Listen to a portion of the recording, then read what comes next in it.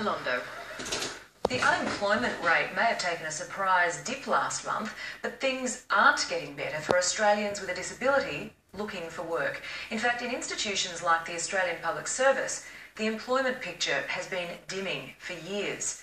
Some advocates are asking if it's time for Australia to consider employment equity laws to force employers to take steps to hire more people with disabilities. Social Affairs correspondent Norman Hermont reports.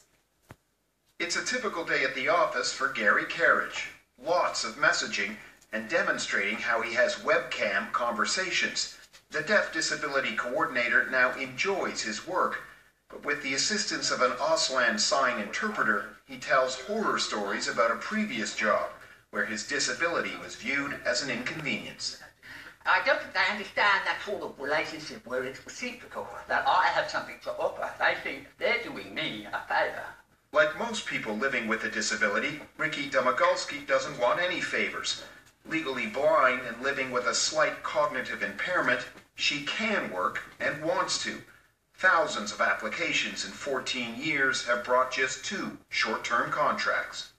I've had roughly 6 months paid work in my entire life.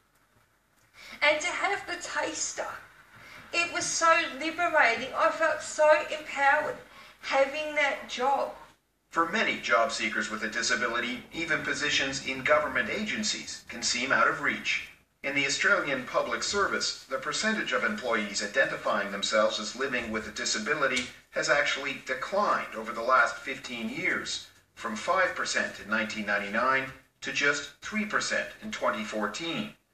That puts Australia behind countries such as Canada and the UK, which both have strong employment equity laws. Senator Mitch Fifield is the Assistant Minister responsible for disability employment. Have we reached the stage where we need to consider some sort of employment equity legislation? Well, I'm uncomfortable with quotas, but I'm very relaxed about individual organisations setting targets for themselves.